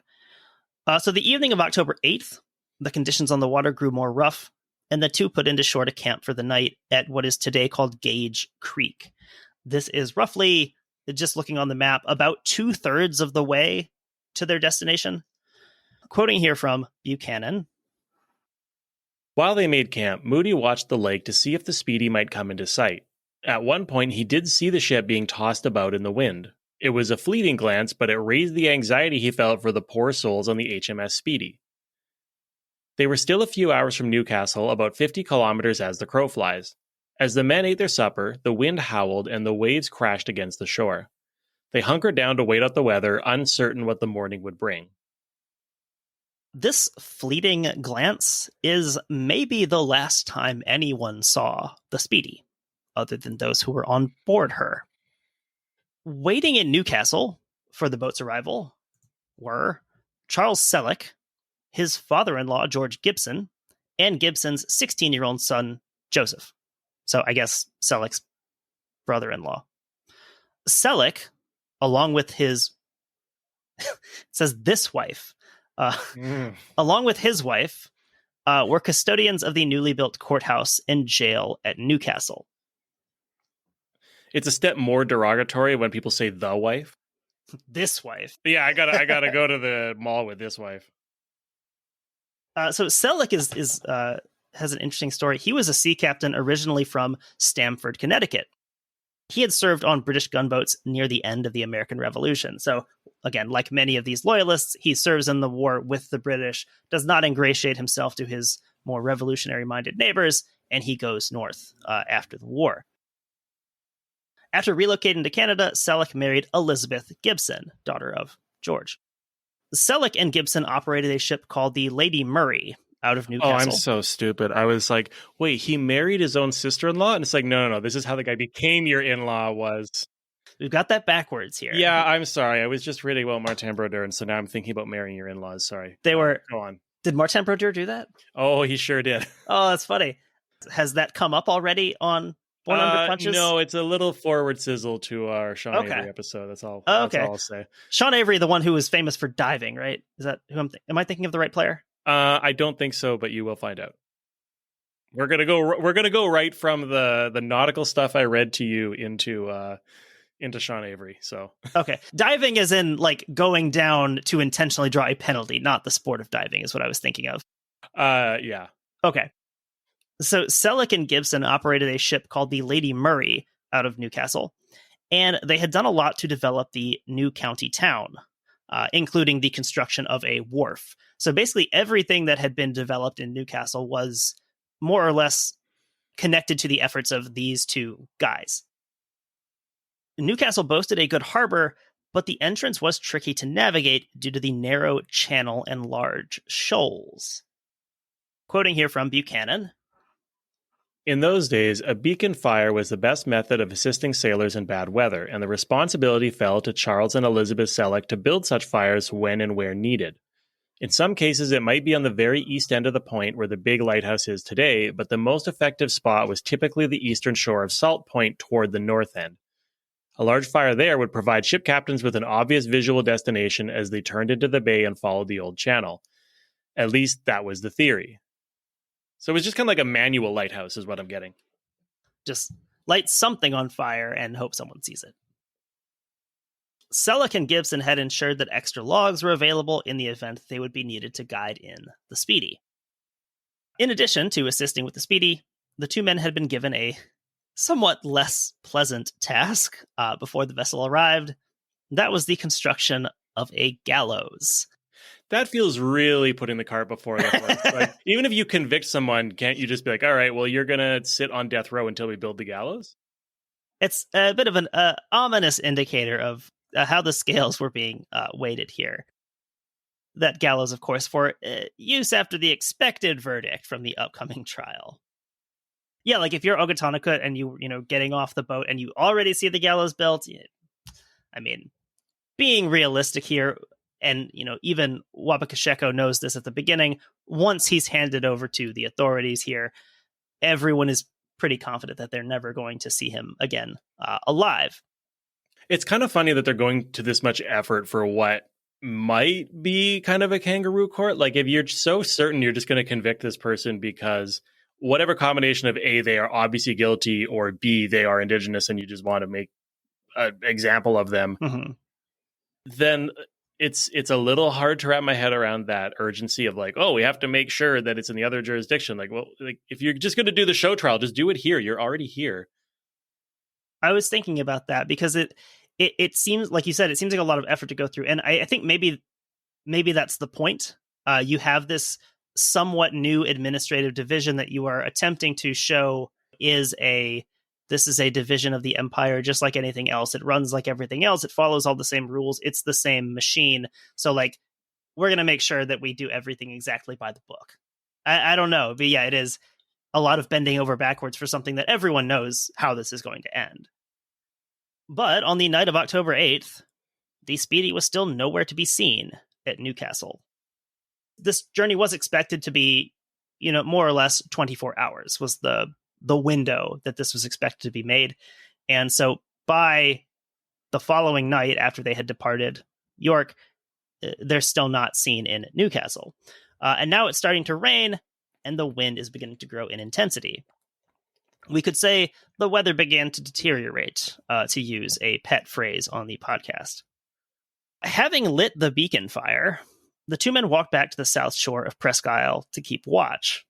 From Buchanan, whether the captain actually saw the beacon fire on Salt Point that night, we will never know. What we do know is that he was not able to navigate into Presqu'ile Bay. Selleck and Gibson waited on the beach for a couple of hours, but seeing no sign of the Speedy, they went back to Salt Point to see how young Joseph was doing. The fire was still burning, but on the wane, the fuel almost gone. Showing me up with your Montreal and Presqu'ile.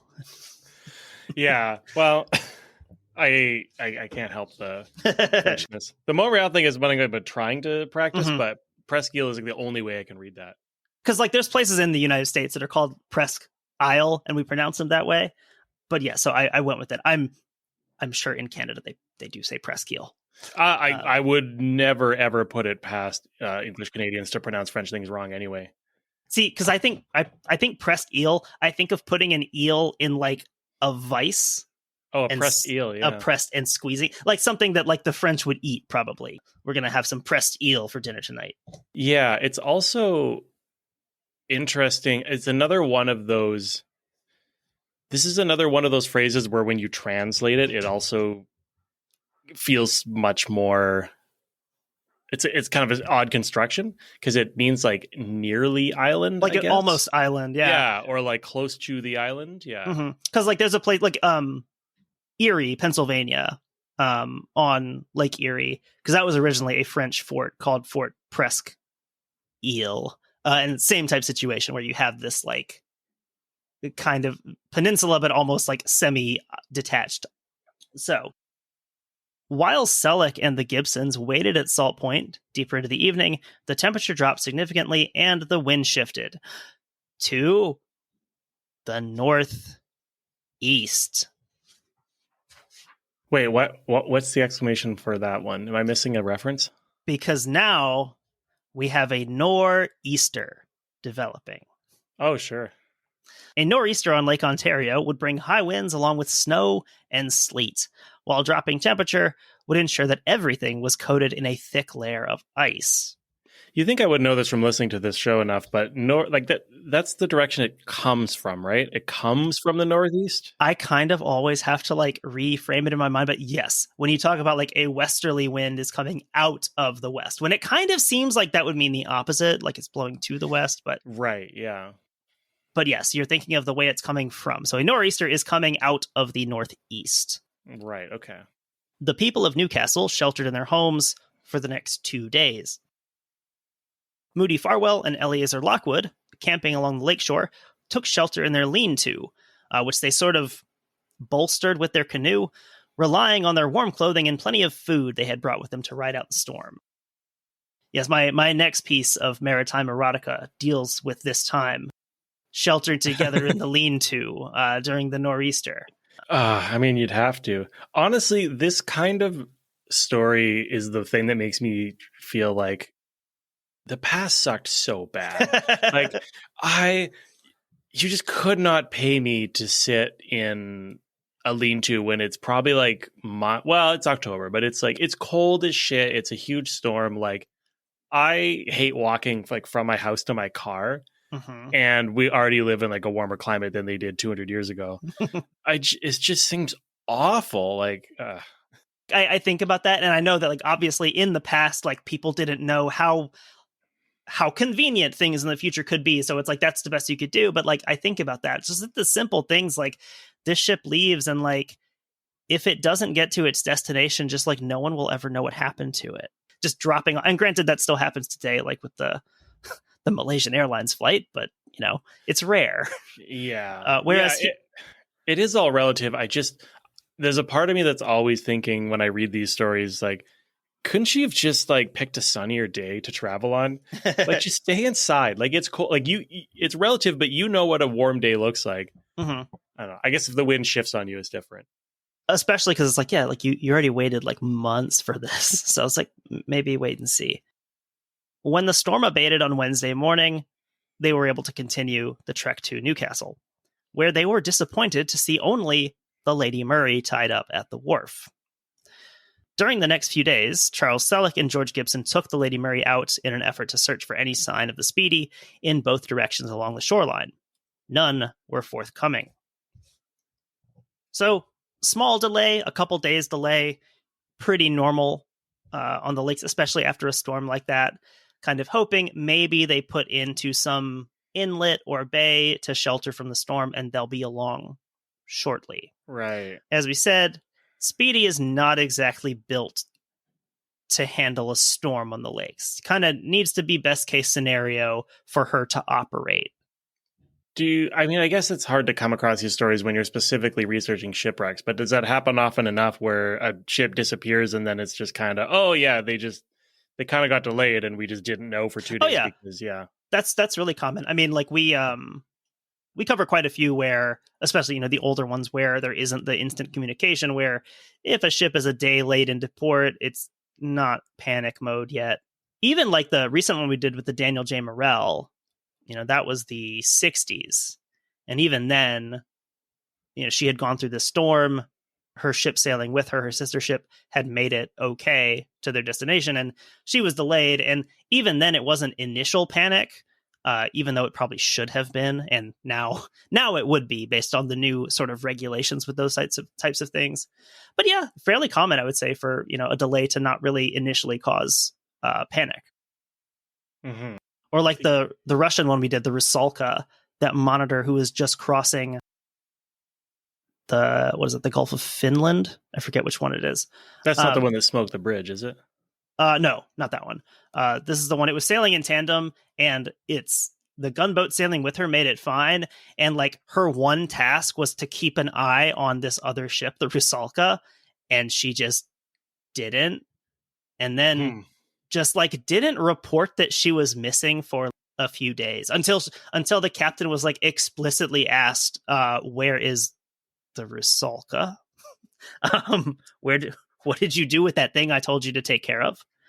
I knew there was something I was supposed to do.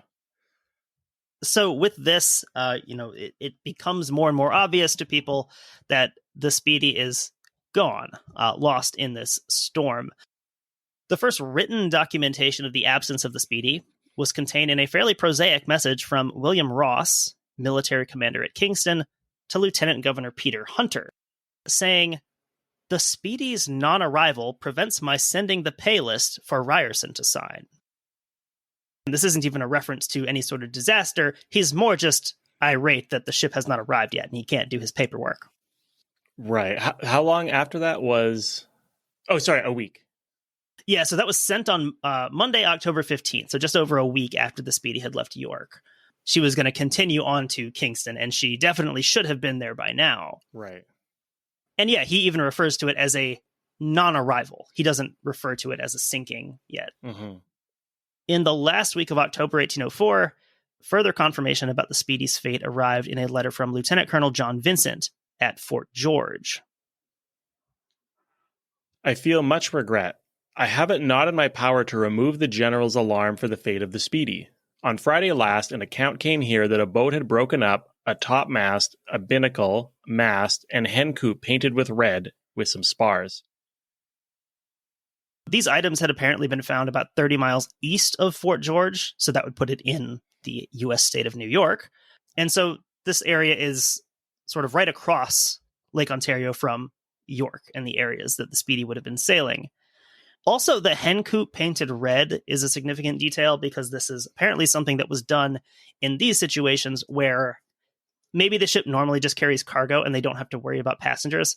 But here they have all these passengers and all this luggage. This is to indicate that, hey, this is the property of the crew. Like, don't unload this when you take everything else off. Okay. And speaking of anachronisms, too, I was surprised to see they had a binnacle there. Like, I thought those were new when I was a kid. I remember building them and making them fight. And the newest series from Lego. That's a Lego product, right? It is a Lego product. Also, what is a binnacle? The binnacle is that thing, like if you're on like even on like a smaller like pleasure craft like speedboat usually has something like it. It's the thing. It's usually in the center of like where the wheel area is. It usually houses the compass. It's like a column that's usually in the middle, and it has the compass on top, and then it usually has some kind of locking cabinet on it. Just kind of the center console, I guess you'd say, on a boat. So normally, like in our stories, when the binnacle is relevant, the binnacle, it contains the compass, usually fixed so that it's easy to display. And then any sort of other delicate instruments might be stored in there. And then also things like the ship's log is usually kept in there because it's a pretty safe, pretty secure area. So even if a ship were to sink, a lot of times the binnacle is preserved. I guess you could kind of see it like an early black box. Yeah, I was literally just about to say that. Why don't they just build the whole ship out of the binnacle? Build the whole ship out of the binnacle. So yes, that's significant that washes up. Also, I mean, they're usually labeled by, what ship they came from, or they maybe have the captain's name on it to give you some information there. The person who reported the debris, a Mr. McDonald, reported that he had seen the name Paxton on the lantern of the binnacle, which would be a pretty good indicator that this came from the Speedy. The loss of so many elites put a stop to much of the higher order business for the province of Upper Canada. For example, the loss of Lieutenant Paxton deprived the province of one of its most experienced sailors. He had been sailing, for At very least, since the Speedy had been built, he was the Speedy's only captain that she had for those 6 years. But he was a very experienced sailor.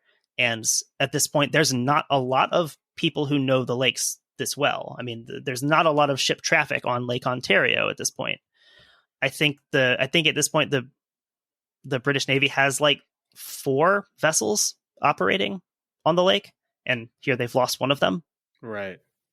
Thomas Cochrane's death at only, I think I said 27 earlier. He's 27 I was or say, 28. I know we've been recording a long time, but it feels like you can't imagine got a year older. Maybe his birthday was during that time frame, because this was like a long time. His birthday was on the boat. Like, he's in his late 20s. So his early death cut short what could have been a long and successful career. But Cochrane was also very well liked on a personal level. He had a lot of close friends who would have cared about this. A friend of Cochrane's, George Stewart, would write 56 years later, when this sad news reached York, a gloom overspread the village, which lasted a length of time, and the remembrance of the melancholy fate of the passengers, captain and seamen, will not be forgotten by the surviving friends and contemporaries of the sufferers. I like this excerpt because it demonstrates the just purely crapshoot capitalization going on in some of these. Yeah, because I was like, I know English used to be more German and that you would capitalize nouns. Right. Which I think they are all nouns except for melancholy, which is capital. You see it in kind of this like 1800s where it's like, you don't have to capitalize all of them like in German, but it's like the ones you want to emphasize. Right. Not gloom, not friends. But then like contemporaries is capital, but friends is not. Remembrance is lowercase, but time is uppercase. Anything goes, really. Speaking of Germans, John Stegman's death left Upper Canada without one of its most reliable surveyors at a time when those skills were desperately needed. You had this backlog of settlers who wanted to settle and claim their new property, and they needed people to go survey these so that could get done. In Robert Gray and Angus MacDonald, 2 of the province's best legal minds had gone down with the Speedy. Both of those men also held seats in the House of Assembly, which would need to be filled. I don't know about Robert Gray, but MacDonald's seat was filled by William Weeks. I think they had like a very quick election to fill this seat. MacDonald had beaten Weeks in the recent election that summer. However, Weeks did not get to revel in his victory very long, as he was killed in a duel the following year. I take it back. The past fucking rules. It's funny though, because in the Buchanan book, it mentions, this might seem like an anachronistic death for this time period. This is right around the time that the vice president of the United States was killing people in duels. So like, it's pretty par for the course in North America, I guess. We've got John Fisk and James Ruggles as High Constable and Justice of the Peace, 2 important figures in enforcing the laws of the new province. Fisk is considered to be the first police officer killed in the line of duty in Ontario, possibly in Canada as a whole. I did not want to spend a lot of time on the in memoriam page of the York Regional Police, but Wikipedia says Ontario and Canada as the first police officer to give his life in the line of duty in Canada. So it's probably one of those questions that is a bit annoying to answer because you have to even define what a police officer is. It brings me back to like that history of the police that Behind the Bastards did, and like the way these things evolved from having, Reeves to having like these different stages of what it is. Like, it's not like one day somebody just invented what a cop was, but yeah, that's an interesting little piece of trivia if it's true. George Cowan, the interpreter for the trial, was known, again, not just for his linguistic skills, but his cultural understanding and his good rapport with the Indigenous population of Upper Canada.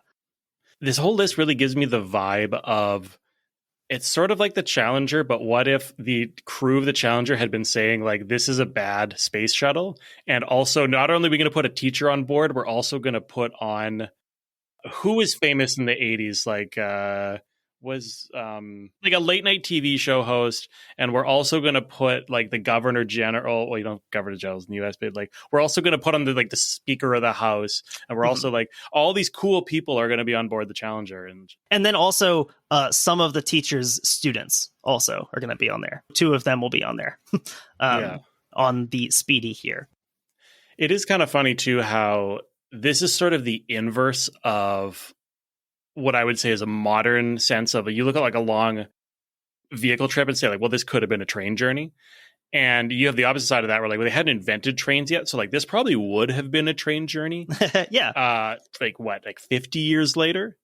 But because they didn't have that yet, it's like, well, it's like, you don't want to go overland. That's going to suck. You might as well just go up the water. It's easier, except when it isn't. One noteworthy casualty of the Speedy wasn't a person at all, but the town of Newcastle at Presqu'ile, the planned site of the trial. Acting as host to such a high-profile criminal proceeding at their brand new courthouse and jail likely would have cemented Newcastle as the county town for Newcastle District. But the Speedy disaster changed the course of the town's history. The impact on the entire town was deep and wide. Property values evaporated overnight and growth stopped. It is not an exaggeration to say Newcastle became a backwater. The War of 1812 generated some excitement, especially when a boat being built there was burned by pirates, but this disturbing event highlighted the general feeling that the people who remained on Presqu'ile Point were isolated and vulnerable. The focus of development shifted to the nearby mainland, eventually resulting in the town of Brighton that exists in Ontario today. I kind of wonder how... So this is from the same author, right? That wrote that. I'm kind of curious how demonstrably true that is. I mean, it just really reminds me of a lot of pop history stuff where it's like, oh, this one event, like this one guy being shot, kicked off World War I. It's like, well, the one trial not happening, fuck this town, or was it a whole series of things?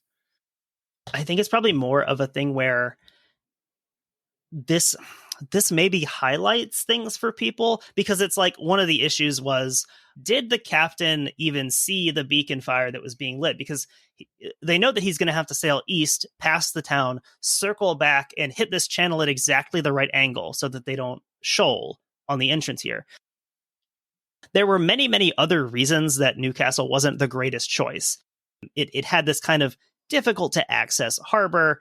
It's exposed like this. So I think I kind of put that claim in the same category as when we talked about the, a long time ago, we talked about the steamship Central America that sank with that load full of gold from California.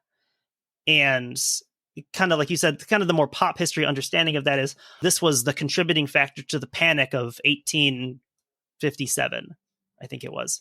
And saying, like, realistically, that is not true. The factors were already in place, in motion, that were going to cause this. Probably losing a ship full of gold didn't help things, but it definitely did not cause it either. Right. I guess I'd kind of put this in the same category. It might be a contributing factor that maybe raises some people's awareness of, oh, actually, this place is really hard to get to. I think it is a bit much to put all of this on this one sinking. I feel like the people who are lost probably have a bigger impact on things than the fact that this town did not host this trial. Yeah. And speaking of people, I left this one for last, and I didn't write any, specific notes about it. But we, of course, can't end the story of the Speedy without some words about the central character, Bojarzin. Despite his central role in this pretty well-known story, from Great Lakes history, from Canadian history, we know very little about him as a person. We don't even really know his age. He's referred to as a younger man. So, we're kind of thinking someone in their 20s, maybe in his 30s. We know that, he committed this act, this act that is considered murder. He did it for reasons in the kind of realm of cultural expectation. This is something where, kind of putting these British laws in place, this doesn't make sense. Murder is murder. In this case, looking at, if it's the death of his brother or one of his relatives, he's attempting to get restitution for this. If that's not coming from the British legal system, he's going to attempt to take it in a way that would traditionally satisfy that demand. I think it kind of is a shame that like the only information we really know about Ogatonakut is as a murderer. Right. That's what he's thought of. And just because of the nature of the story, he isn't even really granted the dignity of a sham trial. Right. Because he's on this ship when it sinks. He's quite possibly still chained when this ship goes down. Ooh. And so I think even that we saw this a bit with I forget the name of it. It was the ship coming from South America, and it had some indigenous prisoners on board who had participated in a rebellion. Kind of the same thing, these people being chained in the hold of this ship as it sinks, where obviously this is a dangerous situation for everyone, but you don't even have a chance there. Mm-hmm. So it's sort of like the ultimate sort of final indignity here. I don't want to pontificate on a book I haven't read, but there's one other book about this. It's called Speedy Justice. I think it's from the late 90s. And that sounds like a children's cartoon from the 90s. I wasn't able to get a copy of it as readily as this Dan Buchanan, which is, I think, from 2022. But even just the name of that book sort of rubbed me the wrong way. Because it, again, I could be totally wrong. I could be totally off base. I apologize if I am. But just the title itself puts in my head like, this was the just result of the trial. It just happened sooner than it was going to happen. Yeah, it's a very weird title for an incident where the justice explicitly did not happen. Even in the whatever you consider the just outcome, like it didn't happen whether he was absolved or convicted. Even if you were like bloodthirsty and you wanted this person executed, it's like the trial never happened. So anyway, even talking about this, like I think you see this a lot. I mean, you see this a lot currently with, not just currently, but for a long time, you've seen this with Palestine and the way that Palestinian dead are even held by Israel so that they can't be buried by their family, kind of in a less intentional way here. But the fact that, Ogatonakut, his fate is pretty much sealed as soon as he's handed over. But, his family, his community are still expecting to be able to take his body back with them and do all the things that you would do with anyone else who had passed away. And here they're denied even that because, none of these bodies are ever recovered. I think it is a more tragic story than even it's sort of billed as, because I think a lot of the tragedy focuses on the high level deaths, your solicitor general, your justice of the peace, your lawyers, things like that. And I think one of those situations where like remembering that like Ogatonakut is a victim of this as well. Yeah, for sure. Kind of in the grand scheme of colonialism and imperialism, but on the smaller scale of, he is not always discussed as a victim of the tragedy himself. So I know we've run pretty long here, but I am kind of curious still about, so he was initially reported to have said that he'd killed the guy in a way that seemed very kind of trust me, bro. But then he said it again, like in an official capacity, like when he was arrested, or like how certainly do we know that the reporting to us of, oh yeah, he gave a full confession is true? Like, or is that something that could have really kind of been backfilled after the fact? Yeah, I mean that I don't know the details there, because he was never, to my knowledge, I don't know that he was ever, I don't know if he'd be like making a deposition or testifying or anything like that. I don't think that was mentioned anywhere. And so sort of going off of this one guy heard him say it, and then him basically on the authority of Wabakasheko, the Mississauga chief, handing him over and saying, yes, this is the guy who did this. This is who he is. End of story, basically. So yeah, that's a good question that I don't really know the answer to, is, in what official capacity was his testimony recorded, or his confession, as it were. Yeah, because this will be relevant in like, a month or so, where it comes up a lot in the story I read to you is, we have these even primary sources where a firsthand account from somebody at the time, or maybe I don't want to misspeak and say it was a primary source when it's not, but you have contemporary accounts from people who lived through these things, but they're also recalling the events 20 years later and have all of these reasons to maybe be putting their own spin on things. And you can see so many reasons where, taking at face value, a bunch of colonial people saying, oh yeah, this guy definitely confessed to the murder. Like, okay, then yeah, in one sense, we can know that this was the thing because the systems that give us our truth and reality are saying that he did it. But when you take like a harder look at it, you're like, well, like this person was like briefly apprehended and died before going to trial. Mm-hmm. All we really have is some kind of hearsay. Yeah, again, like the ultimate tragedy is that like there isn't even you don't even get to pretend that he was going to get any sort of fair trial because of that. Yeah, it's a very good point, because like, yeah, a lot of the documentation of it obviously comes from your English speaking sources who have obvious biases in their documentation of things. And on the shipwreck side of it too, it's interesting, having listened to enough episodes of this show, that you kind of see how this is the same story a lot of the time, repeating over and over. You get the same experience listening to something like Well, There's Your Problem, where it's just, there were all of these corners that were cut.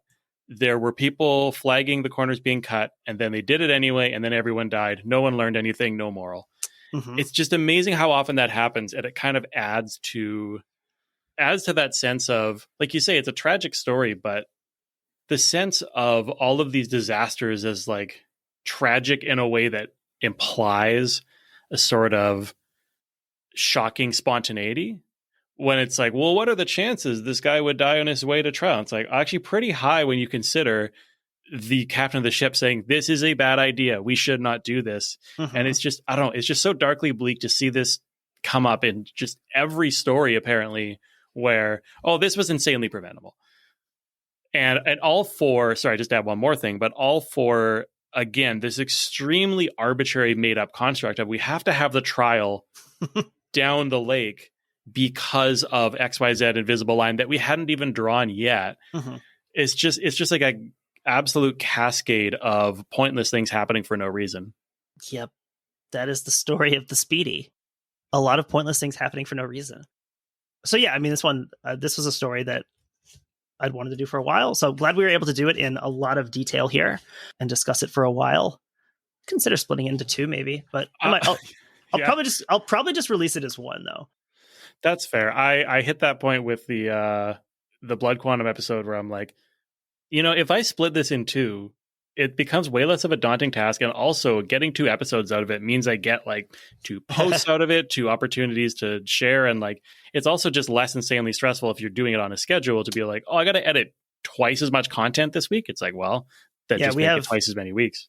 We recorded an episode a couple days ago that I haven't touched yet for editing. So I still have to get through that one. So yeah, I'll probably actually just do this as one, and then that'll compensate for, I guess, yeah, we'll have 3 episodes this month. We've ever since Taylor shifted to working a regular schedule. So it's like now we can record on a Tuesday night if we need to. And that has thrown off our whole schedule. Cause like we don't have to be as militant about recording it every weekend, because we can always say, oh, we'll record it tomorrow, we'll record it the next day. And now we have stopped any sort of real regularity with our recording. So, but yeah, this was good. Yeah, it was great. Thanks for having me on. Yeah. Do you want to plug your show, your projects once again? Yeah, I do. And I'm slowly going to learn how to plug it concisely. But basically, I am the person primarily responsible for Born Under Punches. It is a podcast that is, or at least is going to be, built out of smaller podcasts. The main one we're doing right now at the moment is Canuck as a Slur, where we talk about Canadian history and culture. So when is this coming out? Most likely then? This will probably come out the first week of October. Cool. Yeah, so first week of October, we will be having, I think, a couple of we'll probably have our second part of the Tim Horton series coming out. So that'll be a 4-parter.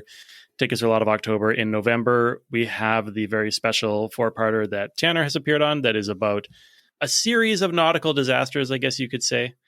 And that's all I'm gonna pledge for sure, because that's what's been like firmly recorded. It just needs to be edited, and then some of the other stuff, hopefully, that I've hinted at already. And yeah, the best way to find us, honestly, is for Tanner to put our link tree in the description. Okay. Yeah, it's linktree. Yeah, linktr.ee/Born Under Punches. No E in punches. Yeah, we're on basically every platform. We were even on co-host, RIP co-host, and everything will be in there, the YouTube, the podcast versions. But like I said, if you type Born Under Punches, No E in Punches into a podcast app, you should find it. If you type Canuck as a Slur into YouTube, you will get our Canadian content episodes, which will lead you to our channel. And those are, people seem to have been really enjoying them so far. I'm really excited about the Tim Horton stuff, but I am excited as well about the Tim Horton stuff. I thoroughly enjoyed the Don Cherry series. I'm partway through you and Quinn from Failure to Launch discussing Bon Cop, Bad Cop. So yes, thoroughly enjoying the Canadian content as well. So if you have made it with us this far, thank you for listening to us tell the story of HMS Speedy. There is a bit more to talk about with her search, with the search for the Speedy's wreck site. So I think Taylor and I are going to bundle that off into a bonus episode that we're going to try and get out in the next few days as well. Yeah, thanks for sticking with us. We hope you enjoyed this one, and we will be back very soon with another episode for you.